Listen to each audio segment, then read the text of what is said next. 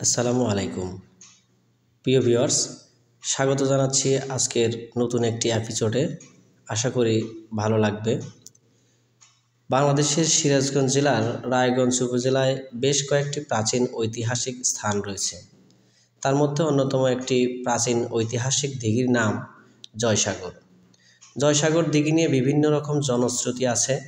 কেউ বলেন রাজা তার কয়েক লক্ষ গরু ও প্রজাদের পানি কষ্ট নিবারণের জন্য জয়সাগর দিঘি খনন করেন। কেউ বলেন ফিরোজ শাহর পুত্র বাহাদুর শাহ রাজা অচ্যুত সেনের কন্যা ভদ্রাবতীকে দেখে মুগ্ধ হন।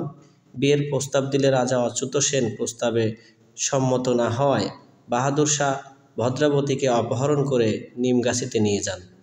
পরবর্তীতে রাজা অচ্যুত সেন তার সৈন্যবাহিনী সহ বাহাদুর শাহকে আক্রমণ করেন। নিমগাছি প্রান্তরে ব্যাপক যুদ্ধ হয়। মুষ্টিময় থাকায় বাহাদুর শাহ যুদ্ধে পরাজয় বরণ করেন। রাজা অচ্যুত সেন যুদ্ধে জয়লাভ করে ভদ্রাবতীকে উদ্ধার করেন। আর এ বিজয়ের স্মৃতি হিসেবে নিমগাছির কাছে রাজা অচ্যুত সেন জয়সাগর নামে একটি দিঘি খনন করেন। যুদ্ধ জয়ের কারণেই জয়সাগর নামে দিঘিটির নামকরণ করা হয়। আবার কেউ কেউ বলেন রাজার কোনো পুত্র সন্তান ছিল না। একদিন জৈনিক সাধু জয় রাজার সঙ্গে সাক্ষাৎ করে বলেন তিনি যদি আধা মাইল দৈর্ঘ্যের একটি দিঘি খনন করেন তাহলে তার বৃদ্ধ বয়সে হলেও একটি পুত্র সন্তান জন্মাবে। সাধুর উপদেশ মতো দিঘি খনন করেন। পরের বছর রাজার একটি সন্তান জন্মায়। পুত্রের নাম রাখলেন জয়কুমার এবং তার নাম অনুসারে দিঘিটির নাম রাখলেন জয়সাগর। কিন্তু দিঘি খনন করলে কি হবে? 12 বছর পার হওয়ার পরেও দিঘিতে পানি না আসায় রাজা হতাশ হয়ে পড়েন। এক রাতে রাজা স্বপ্নে দেখলেন এক সাধু রাজাকে বলছে, তোমার পুত্র জয়কুমারকে বিয়ে করিয়ে বাড়ি ফেরার পথে দিঘিতে নেমে যদি এক মুঠো মাটি তুলে তবেই দিঘিতে পানি উঠবে, অন্যথায় শতবর্ষ ধরে দিঘি খনন করলেও পানির দেখা মিলবে না। রাজা পুত্রের বিয়ের আয়োজন করলেন।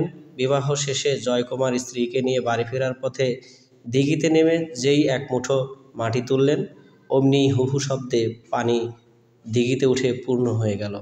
তবে এটা ঠিক যে এই দিঘির পানিতেই রাজার ছেলে জয়কুমার মৃত্যুবরণ করেন। এ দিঘি ছাড়া রাজা অচ্যুত সেন তার সেনাপতি প্রতাপের নামে একটি প্রতাপ দিঘি, ভৃত্য উদয়ের নামে উদয়ন দিঘি এবং কন্যা ভদ্রাবতীর নামে ভদ্রাবতী দিঘি খনন করেন। ভদ্রাবতী দিঘি থেকে চলন বিলের মধ্যে দিয়ে প্রবাহিত খালটি ভদ্রাবতী বা ভদ্রা নদী নামে পরিচিত। কিভাবে যাবেন জয়সাগর দিঘিতে? রায়গঞ্জ উপজেলা সদর থেকে প্রায় 12 কিলোমিটার দূরে নিমগাছি বাজার। নিমগাছি বাজার থেকে জয়সাগর দিঘির দূরত্ব পশ্চিম দিকে প্রায় 500 মিটার।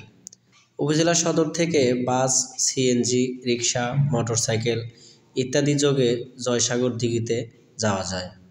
দেশের যে কোনো প্রান্ত থেকে আসতে হলে প্রথমে হাটিকুমরুল ইন্টারচেঞ্জ গোল চত্বরে নামতে হবে। সেখান থেকে বগুড়া মহাসড়ক ধরে প্রায় 20 কিলোমিটার উত্তর দিকে আসলে ভুঁইয়াগাতি বাজার। ভুঁইয়াগাতি বাজার থেকে প্রায় 8 কিলোমিটার পশ্চিমে গেলে নিমগাছি বাজার। নিমগাছি বাজার থেকে মাত্র 500 মিটার পশ্চিমেই দেখা মিলবে সিরাজগঞ্জের ঐতিহ্যবাহী এই জয়সাগর দিঘিটি। প্রিয় বন্ধুরা, ভিডিওটি ভালো লাগলে অবশ্যই লাইক, কমেন্ট, শেয়ার দিতে ভুলবেন না। আজকের মতো এখানেই বিদায় নিচ্ছি। দেখা হবে আবারও নতুন কোনো ভিডিওতে কোনো ঐতিহ্যবাহী স্থান নিয়ে। ততক্ষণ ভালো থাকবেন, সুস্থ থাকবেন এই কামনায়। আল্লাহ হাফেজ।